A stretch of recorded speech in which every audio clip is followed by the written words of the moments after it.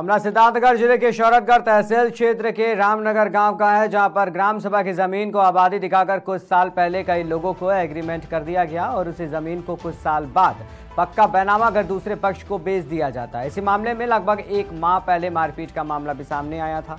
ग्राम सभा की जमीन को ग्राम प्रधान ने खाली करा दिया। ग्रामीण और ग्राम प्रधान प्रतिनिधि ने एसडीएम डीएम से लेकर मुख्यमंत्री तक इसकी शिकायत की। ग्राम समाज की जमीन और ग्राम समाज के लोग कुछ भूमाफिया दबंगई से अपना कब्जा कर रहे हैं।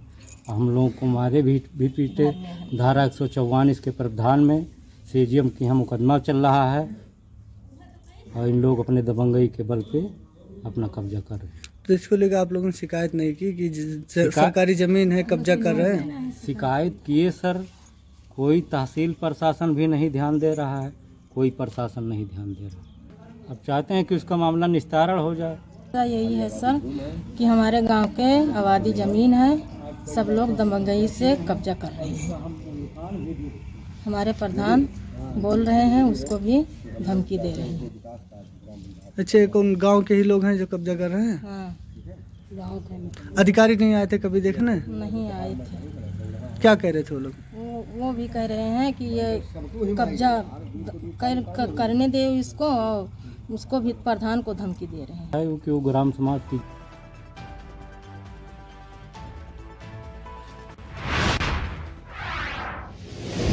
सिद्धार्थनगर के शौरतगढ़ विधानसभा क्षेत्र में पूर्व मंत्री स्वर्गीय दिनेश सिंह की पुण्यतिथि पर समाजवादी पार्टी के कार्यकर्ताओं ने कार्यक्रम का आयोजन किया, जिसमें समाजवादी पार्टी के यूथ ब्रिगेड राष्ट्रीय अध्यक्ष सिद्धार्थ सिंह बतौर मुख्य अतिथि के रूप में आयोजन, जिसमें कार्यकर्ताओं ने राष्ट्रीय अध्यक्ष का भव्य स्वागत किया और 2024 के लोकसभा चुनाव में एकजुट होने की बात कही।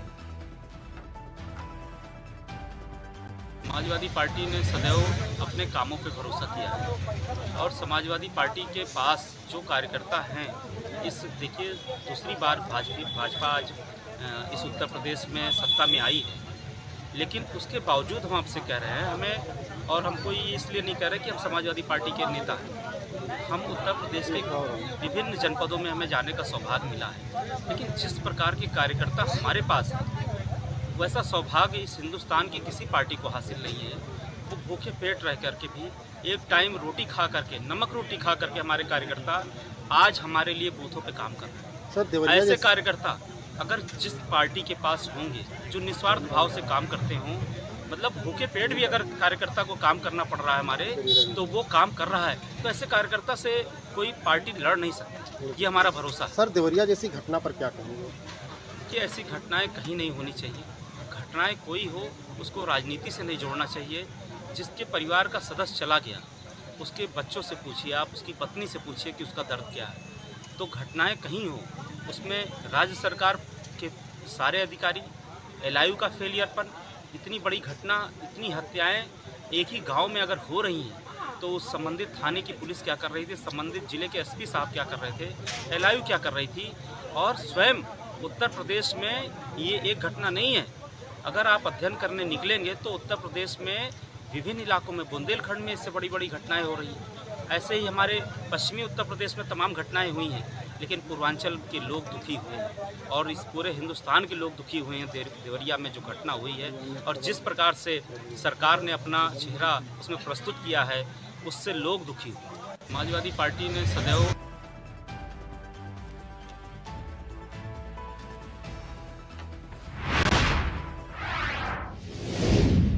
जालौन में चुनावी रंजिश को लेकर पूर्व प्रधान ने दबंगों पर फायरिंग का आरोप लगाया। इसके साथ ही पूर्व प्रधान ने दबंगों पर गाड़ी में तोड़फोड़ का भी आरोप लगाया है। वही प्रधान ने हमले में अपने एक साथी के गंभीर रूप से घायल होने की बात भी कही। पुलिस पूरे मामले की जांच पड़ताल में जुट गई है, जिसके बाद क्षेत्राधिकारी ने फायरिंग की बात को नकारा है। कोच कोतवाली क्षेत्र के तितरा खलीलपुर का ये पूरा मामला बताया जा रहा है। महेंद्र सिंह यादव, पूर्व प्रधान तितरा। मैं अपने गांव से कोच की ओर आ रहा था।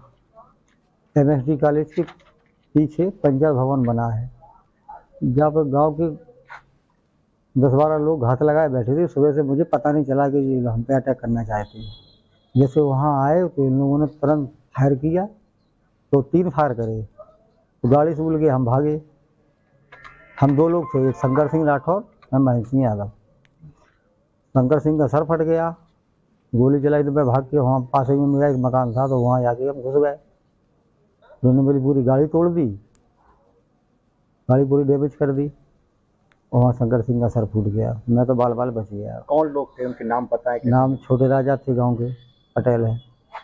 किस बात को लेकर के हमला किया है? कोई बात नहीं, पुरानी चुनावी रंजिश के लेकर है, लेकिन अभी प्रेजेंट में मेरी कोई बातचीत नहीं हुई उनसे। वो कितने लोग थे जिनने हमला किया? वो तो 10-12 लोग थे। आपने शिकायत की है? शिकायत मैंने 5 लोगों के नाम दर्ज किए हैं, बाकी लोगों को अज्ञात में किया है, क्योंकि मैं इतना भयभीत हो गया था, पहचान नहीं सका। तो घटना में कितने लोग घायल हैं? घायल 1 लोग घायल है। मौके पर पुलिस आई थी? मौके पे पुलिस आई, कोतवाल साहब पहुंची, सीओ साहब पहुंचे, चौकी इंचार्ज पहुंची। आपने पुलिस को तहरीर दी है, पुलिस का क्या कहना है? पुलिस कुछ बोले ही नहीं रही है। प्रार्थना पत्र ना उसका अभी इलाज हो रहा है, ना मेडिकल के लिए भेजा गया है। ग्राम तीसरा कोतवाली कोच के अंतर्गत आता है। एक सूचना मिली जिसमें 2 पक्षों के बीच मारपीट और झगड़े की बात कही जा रही थी। इस सूचना पर मुख्य क्षेत्राधिकारी कोच द्वारा मौके की छानबीन की गई और तथ्यों की पड़ताल की गई। तो बात ये थी कि महेंद्र सिंह यादव है, पूर्व प्रधान है, और एक शंकर सिंह राठौर है। ये दोनों जब अपने महिंद्रा जाइलो गाड़ी से आ रहे थे, तो इनके घात लगाकर 4 लोगों ने इनके साथ मारपीट करी और एक पत्थर मार दिया, जिससे इनका विंडशील्ड टूट गया है। बाकी जो फायरिंग की सूचना जो भी दे रहे हैं वो बेबुनियाद है। इस तरीके की कोई भी घटना कारित नहीं हुई है। जो भी तहरीर मिली है उसके आधार पर हमने मुकदमा पंजीकृत कर लिया है और आगे की विधिक प्रक्रिया का पालन करते हुए कार्रवाई कर रहे हैं। महेंद्र सिंह यादव, पूर्व प्रधान।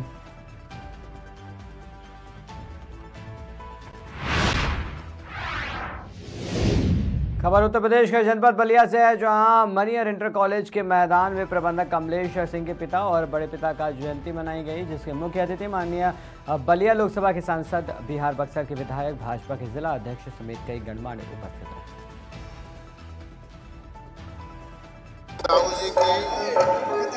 और जवाहिर सिंह जी की पूरी स्मृति का कार्यक्रम था। विधाता का विधान दोनों भाई 14 अक्टूबर को ही पैदा हुए। ये कहीं उनकी जन्मशती मनाने का कार्यक्रम उनके पुत्र कमलेश जी और पप्पू जी दोनों आयोजित किए थे। ये श्रेष्ठ परंपरा भारत की। हमेशा भारत दुनिया के और देशों से प्रेरणा देने की और अलग दिखने की एक श्रेष्ठ परंपरा, उसी परंपरा का निर्वाह करना। जो समाज अपने श्रेष्ठ परंपरा के अतीत की श्रेष्ठ परंपरा को नमन नहीं करता, समाज अवसान है। देखिए, मोटे अनाज में कोदू और बाजरा, मक्का, सावा, साई, टांगू, ये सब मोटे अनाज भारत के अनाज और उसके सेवन से स्वस्थ समाज रहता है। स्वस्थ समाज ही सबल समाज होता है, सबल समाज ही समृद्ध राष्ट्र बनाता है। और इसका सबसे बड़ा प्रमाण हुआ कि G20 की जो बैठक हुई, 50 राष्ट्राध्यक्ष आए थे और हमारे प्रधानमंत्री जी से मोटे अनाज की मांग की है। तो मोटे अनाज का उत्पादन बढ़ेगा, दुनिया के दूसरे देशों में भारत का ये मोटा अनाज निर्यात होगा, तो भारत कृषि अर्थव्यवस्था और शक्तिशाली होगी और उससे ग्रामीण अर्थव्यवस्था भी शक्तिशाली होने का एक रास्ता खुलेगा। ताऊ जी की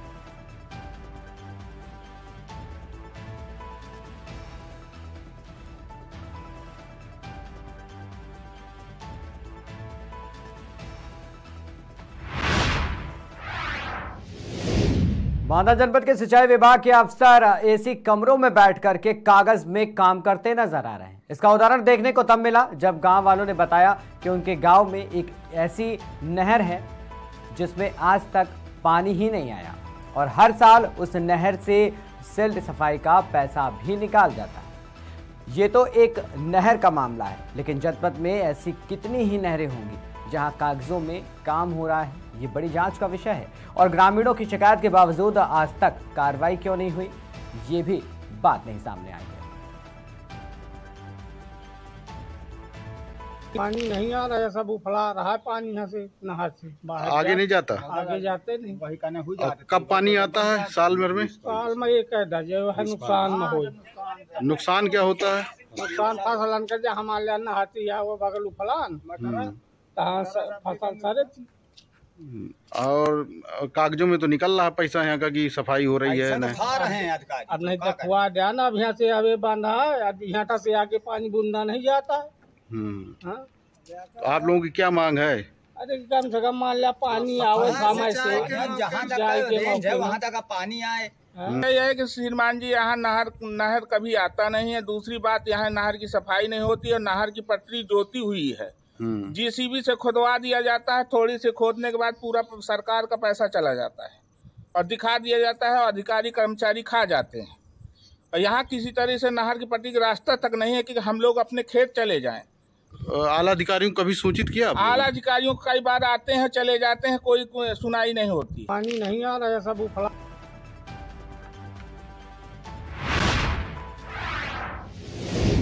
जगदलपुर में दशहरा पर्व मनाने की शुरुआत हो गई है। हर साल की तरह नया रथ तैयार किया जा रहा है। वहीं पर्व की मान्यता है कि नवरात्रि शुरू होने के एक दिन पहले अमावस्या की शाम को काचनकुड़ी देवी का पूजा अर्चना की जाती है और दशहरा पर्व मनाने की अनुमति ली जाती है। इस प्रकार बस्तर में दशहरा पर्व का शुरुआत हो चुकी है। आपको बता दें कि बस्तर दशहरा विश्व प्रसिद्ध है।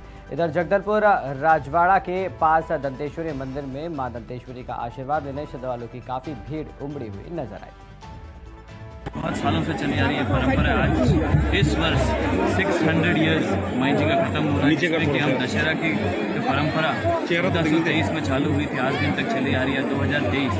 आज 600वां वर्ष हम मना रहे हैं आराध्य माई दंतेश्वरी के आशीर्वाद से, जगन्नाथ प्रभु के आशीर्वाद से। और आज काचन माता और रेला माता दोनों से आशीर्वाद लेकर के बस्तर दशहरा की शुरुआत करना। और माता ने बहुत अच्छा आशीर्वाद दिया है कि आने वाले समय में, और जो फूल का रूप आप देख सकते हैं, जो फूल मैंने पहना है वो माता को चढ़ा करके ये आज्ञा मानी जाती है रथ चलाया जाए। और ये परमिशन उनके देने के बाद पूरी परंपरा यथावत चालू होती है। कल कलश स्थापना के साथ, रथ यात्रा के साथ सभी कार्यक्रम अब से शुरुआत होगी और यही परंपरा सदियों से चली आ रही है। अगर काचन देवी और रेला देवी की बात करें, कौन है ये?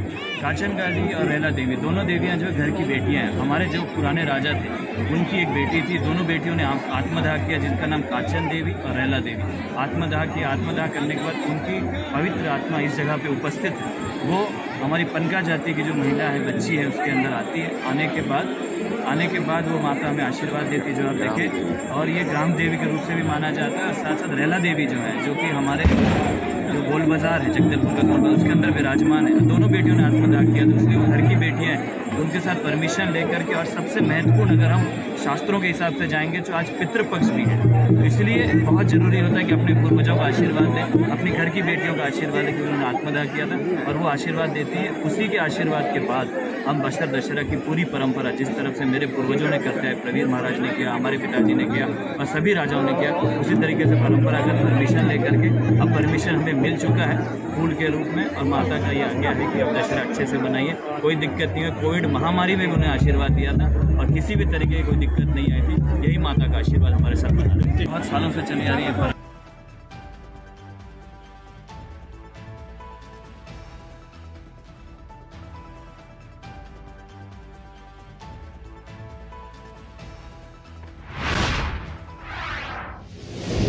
लखनऊ में बेसिक शिक्षा मंत्री संदीप सिंह के आवास का घेराव किया गया। आपको बता दें कि 69,000 आरक्षण घोटाले को लेकर बड़ी संख्या में शिक्षक अभ्यर्थी प्रदर्शन कर रहे हैं। वही प्रदर्शन को देखते हुए भारी पुलिस बल लगाई गई है। मंत्री आवास के बाहर शिक्षक अभ्यर्थी जमीन पर बैठे रहे, वहीं पर पुलिस ने अभ्यर्थियों को हिरासत में।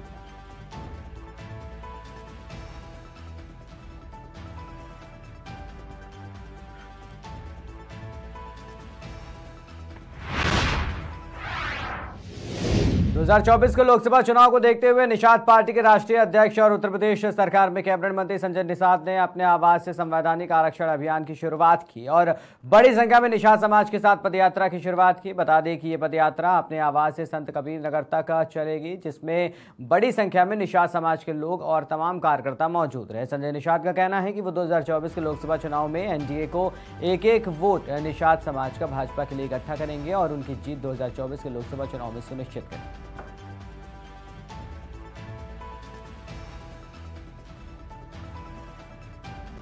उन्नीस 61 में हमें 7,000 कर दिया। हम पिछड़े नहीं हैं, हम अनुसूचित जाति में हैं। हम लोकसभा, विधानसभा, विधान परिषद, विधान परिषद विधानसभा में हम चुनाव हमारे गरीब का बेटा लड़े, वो उसकी नौकरी और ज़मीन सुरक्षित रहे। ये हमारी सुरक्षा छीनने वाले हैं। ये खानदानी आरक्षण था हमारा, हमारे लोगों ने देश को आज़ाद कराया। देश को आज़ाद कराने में उजड़े हुए लोग हैं। ये हमारे लोगों ने गरीबी, हमारे लोग अंग्रेजों को मारकर भगाया, संविधान बनवाया। तो संविधान में मझवार, गाँव, तिरौजा, खरवाल, बिरवाल, खरोट, कोली 7 नामों से है। इन बेईमानों ने हमारे नाम को पिछड़ी में डालकर हमारा हिस्सा छीना है और हिस्सा छीनने वालों का पर्दाफाश करना, धोखेबाजों को।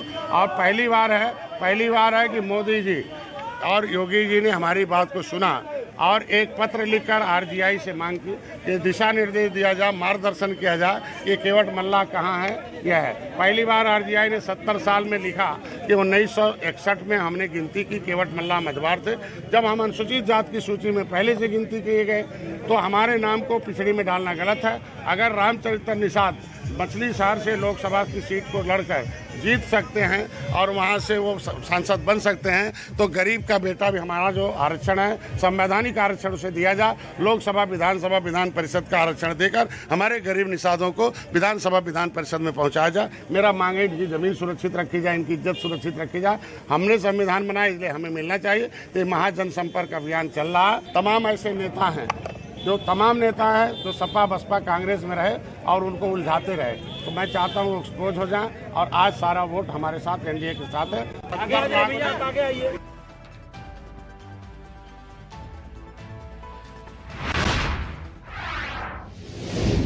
करेंगे अगली खबर की ओर। खबर प्रतापगढ़ से, जहां जनपद के बाबा बेलखर नाथ धाम ब्लॉक पर मेरी माटी मेरे देश अभियान के अंतर्गत नेहरू युवा केंद्र और विकास विभाग के संयुक्त तत्वाधान में कार्यक्रम आयोजित किया गया। वहीं सांसद ने ब्लॉक परिसर में अमर शहीदों, बलिदानियों के परिवारीजनों का अंग वस्त्र और माल्यार्पण कर सम्मानित किया। साथ ही प्रधानमंत्री के संकल्प पंच प्रण के कार्य में वृक्षारोपण भी किया गया।